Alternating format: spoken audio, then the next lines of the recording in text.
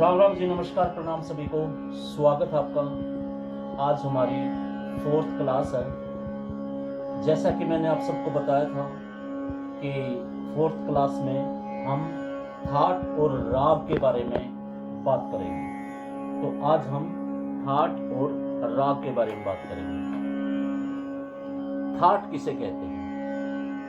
That की जो परिभाषा है, थाट धरती पर वह पहली ध्वनि है, पहली आवाज है जो इंसान को मनमोहक लगी थी, उसके मन को प्रसन्नित किया था, खुश किया था। तो हम थाट की परिभाषा ऐसे जानेंगे कि वह ध्वनि या वह आवाज जो हमारे मन को खुश करती है, प्रसन्न करती है, हमें हैप्पीनेस फील कराती है, वो थाट कहलाती है। थाट के बाद जो म्यूजिक बना, जो संगीत ने थोड़ी बहुत तरक्की की, तो उसको हम राग बोलते हैं। राग की परिभाषा क्या होगी? राग की परिभाषा ये होगी कि जो थाट से निकला उसको राग कहते हैं, या थाट के बेटे को राग कहते हैं। तो थाट की जो डेफिनेशन है, परिभाषा है, वो ये होगी कि जिसमें से राग निकलते हैं या जिसमें से राग बनाने की क्षमता होती है, उसे हम थाट कहेंगे।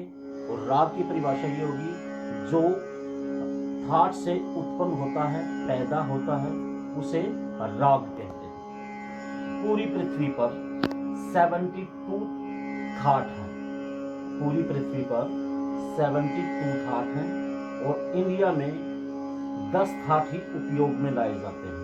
पूरे इंडिया में जितना भी म्यूजिक है हमारा, जो भी हम किसी भी राज्य का म्यूजिक सुनते हैं, वो केवल 10 थाटों का ही काम होता है। तो पूरी पृथ्वी पर 72 थाट होते हैं और इंडिया में 10 थाट उपयोग किए जाते हैं। एक थाट से 379 एक थाट से 379 राग उत्पन्न होते हैं। यानी कि एक थाट में से 379 राग पैदा होते हैं या बजाए जाते हैं या बनते हैं। अब दोनों में, थाट में और राग में चेंजेस बताता हूँ। पहले मैं आपको थाट को प्ले करके दिखाता हूँ। थाट में क्या होता है कि थाट सिर्फ आरोह करता है, जैसे कि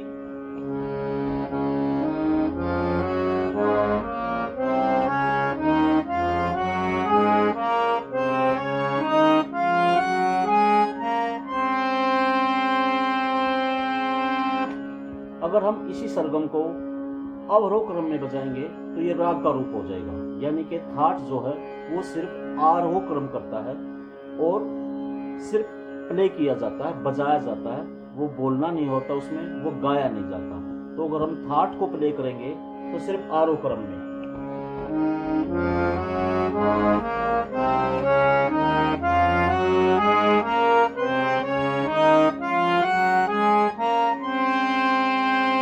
ये थाट को प्ले करने हो गया।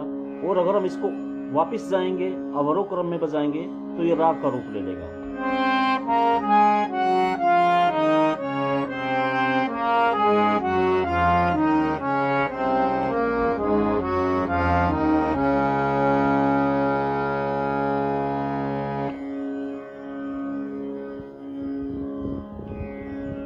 तो समझने की बात यह है कि थाट सिर्फ बजाया जाता है। अब हम थाट में और राग में चेंजेस समझने वाले हैं कि थाट क्या करता है और राग क्या करता है।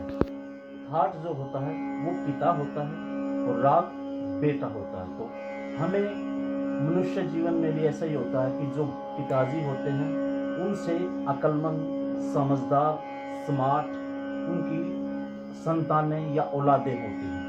ये प्रकृति का नियम है, ये पहले से ही आ रहा है। तो ऐसा ही संगीत में भी ऐसा ही है कि जो थाट है वो पिता के रूप में हम जानते हैं और राग थाट के बेटे को रूप में हम जानते हैं। तो हम थाट में और राग में चेंजेस, क्या चेंजेस होती हैं, उनके बारे में बात कर रहे हैं। थाट सिर्फ आरोह क्रम करता है। राग आरोह व अवरोह दोनों क्रम करता है। थाट सिर्फ बजाया जाता है। राग गाया भी जाता है और बजाया भी जाता है। थाट संपूर्ण यानी कि 7 स्वरों का होता है। राग 5, 6, 7 स्वरों का हो सकता है। थाट के सभी स्वर कर्मानुसार होते हैं, यानी कि सा के बाद रे के बाद गा के बाद माँ के बाद पा के बाद धा के बाद नी, यानी कि तय में लगे होते हैं, टिकाई से लगे होते हैं थाट के स्वर। और राग के स्वर आगे पीछे हो सकते हैं, जैसे कि सागा मापा धा नि सा। थाट के सभी स्वर कर्मानुसार होते हैं और राग के स्वर आगे पीछे हो सकते हैं। थाट में वादी, संवादी, विवादी आदि नहीं होते हैं। राग में वादी, संवादी, विवादी आदि अति आवश्यक होते हैं, यानी कि होते हैं। थाट की कोई जाति नहीं होती है और राग की जाति होती है। थाट का कोई स्वभाव नहीं होता, फील नहीं होता उसमें। राग में फील का होना बहुत जरूरी है और राग का स्वभाव होता है। थाट का कोई समय नहीं होता और राग का समय होता है। अगर हम किसी भी राग को उस राग के समय के अकॉर्डिंग प्ले करेंगे या गाएंगे तो लिसनर को, सुनने वालों को वो बहुत ही अच्छा लगेगा और मंत्रमुग्ध हो जाएगा। यानी कि राग का जो समय होता है, हम उसको उसी के समय में गाएंगे तो सुनने वाले को ज़्यादा प्रसन्नता होगी, खुशी होगी। जैसा कि आप सबने इस लेसन में कुछ नई चीज़ों को सुना है, जैसे कि वादी, संवादी, विवादी या जाति या फीलिंग, ये आपके जहन में या आपके कानों में नए अल्फाज, नए शब्द जुड़े हैं हमारे अध्याय में। तो अगली क्लास में हम इनके बारे में जानकारी प्राप्त करेंगे। तब तक के लिए शुक्रिया, अपना ख्याल रखिए और हो सके तो इस वीडियो को जितना हो सके शेयर कीजिए, लाइक कीजिए और मुझे कमेंट करके बताएं कोई क्वेश्चन हो आपका। इसमें मेरे चैनल पर नंबर लिखे हुए हैं, उन पे आप मुझे कांटेक्ट कर सकते हैं, कोई सवाल पूछ सकते हैं या मुझे कोई सलाह देनी हो आपको तो प्लीज़ रिक्वेस्ट आप सबसे मुझे बताइए, मैं और क्या सुधार कर सकता हूँ या आपको और इससे अच्छे तरीके से कैसे बता सकता हूँ। तो तब तक के लिए अपना ध्यान रखिए। शुक्रिया, धन्यवाद। अगली क्लास में मिलते हैं वादी, संवादी और विवादी के साथ। शुक्रिया।